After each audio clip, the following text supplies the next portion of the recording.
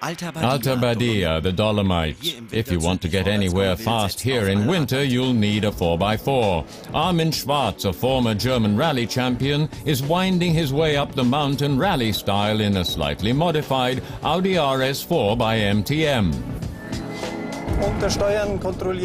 I stop the car from understeering by transferring the load, and by that I mean accelerating or decelerating.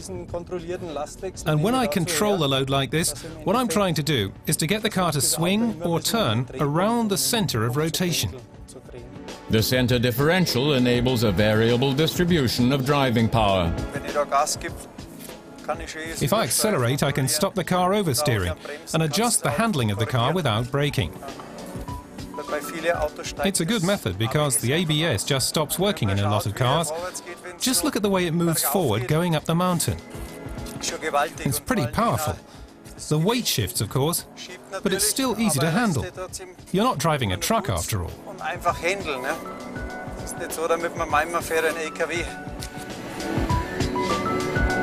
The RS4 can go from 0 to 100 in just 4.8 seconds. Armin Schwarz, team manager in the Red Bull Skoda rally team, wouldn't mind it going a bit faster. It could really do with a bit more power in its upper range, say from about 5,500 to 6,000 RPM. But ultimately, power isn't necessarily the be-all and end-all. Torque is the really decisive factor. You can never get enough torque. Without the four-wheel drive, 430 Newton-meters wouldn't come to much in the snow. The 420 horsepower RS4 started out as a rally sport car. The right idea at the right time sparked a revolution in rally driving and an evolution in 4x4 technology for sports vehicles. In 1981, Audi took its competitors by surprise in the World Rally Championships with its Ur-Quattro model. What I've noticed, and I noticed it at the beginning of the year, is that I'm up against a new technology, a new car with a four-wheel drive, which is leading the way, and I haven't really got a chance against it. But Audi doesn't manage to convert its much-lauded Vorsprung durch Technik into a win first time round. Röhrl clinches the world title in 1982 in an Opel Ascona with a rear-wheel drive. Drivers in 1980 only associate four-wheel drive with cross-country vehicles. The Ur-Quattro is still an exotic species. This immaculate specimen is from the Audi Tradition collection and is confirmation for Quattro fan Uli Höppel that the Quattro was a landmark invention. No question about it. It was the very first four-wheel drive sports car ever. All the other brands, all the other sports brands, Porsche, BMW, even Mercedes, had to play catch-up. A car manufacturer's range isn't complete these days without a 4x4. In 1980, a modest 0.6% of all newly registered passenger cars were 4x4s. Today, it's nearly 10%. Manufacturers like Audi, Lancia, Subaru and Peugeot slowly introduced four-wheel drive into sports and series model cars in the 80s. Eventually, no self-respecting sports car could be without a 4x4 mechanism. If you really put your foot down in the Quattro, it just shoots forward. It shoots forward like a cannonball.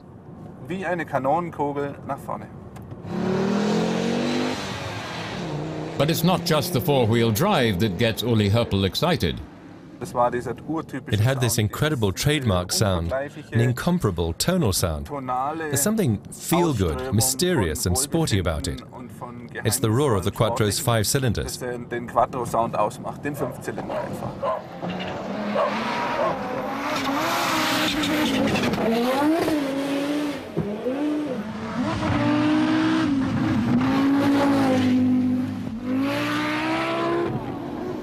While the traditional Audi Coupe cost upwards from 19,000 marks at the time, the Quattro set you back an incredible 50,000 marks in 1980, and by 1984, 76,000. This didn't stop Quattro fans from getting their wallets out.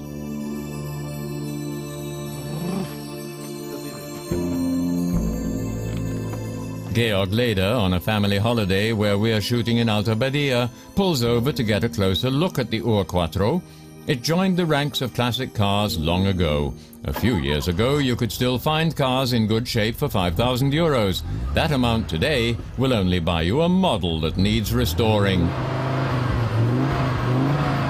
That's it, all right. Today's RS4 has 8 cylinders and produces 420 horsepower. The Ur-Quattro has 5 cylinders and produces 200. The 80s sports coupe almost appears delicate next to its successor. We only have to look at the scales for confirmation. The Quattro weighs in at 1,300 kilograms compared to a hefty 1,700.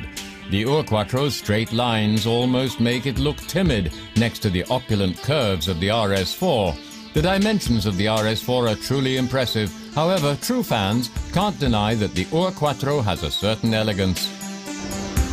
The Ur-Quattro has made the grade and become a classic. A model in good condition will put you out of pocket by more than 15,000 euros. A new RS4 will cost you almost 5 times that much. Relatively, the Ur-Quattro is a bargain. The Ur-Quattro formula, 4-wheel drive plus turbocharger equals driving dynamics.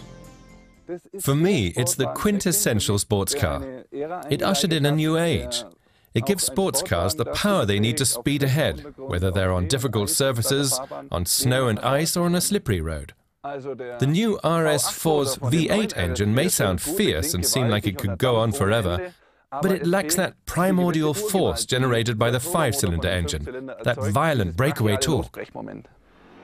From an objective point of view, the rally legend comes off second best. The RS4 curves its way effortlessly around the windy mountain passes. That the RS4 runs rings around the Ur-Quattro was to be expected. What is surprising is the fuel consumption. If you really let the 420 horsepower rip now and then, the 26-year younger sports saloon will guzzle more than 15 liters per 100 kilometers. This would be enough to keep an old-school turbo engine going. The way the Ur-Quattro delivers power is also typical of a turbocharged car. On paper, it can produce 200 horsepower. That was pretty damn impressive back then, almost as much as a Porsche 911. So we assume that if you put your foot down, you'll shoot ahead. In this car, as I'll demonstrate, you slam your foot down and nothing happens at all. Why? Because the turbines at the front need a certain number of revolutions to deliver the power, about 3,000 revolutions. You can see here on the turbocharger pressure gauge that there's a little checkered flag when you reach around 2 bar, and that means you're off. Put them side by side and it's plain to see there are enormous differences when it comes to driving and controlling the two 4x4 saloons. Driving the Ur-Quattro demands full concentration to make sure the turbo car stays happy and keeps its speed up. The RS4 driver doesn't need to lift a finger.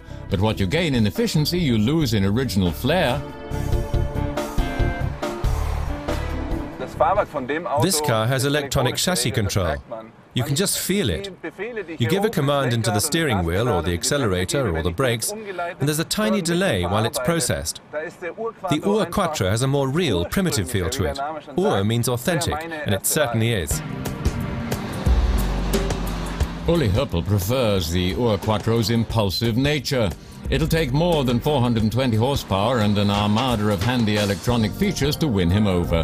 The Quattro is not the first passenger car to have 4-wheel drive as standard. Subaru brought out the first serial production car with part-time 4-wheel drive in 1972. However, Audi can lay claim to the honor of putting the first mass production car with permanent 4-wheel drive on the road.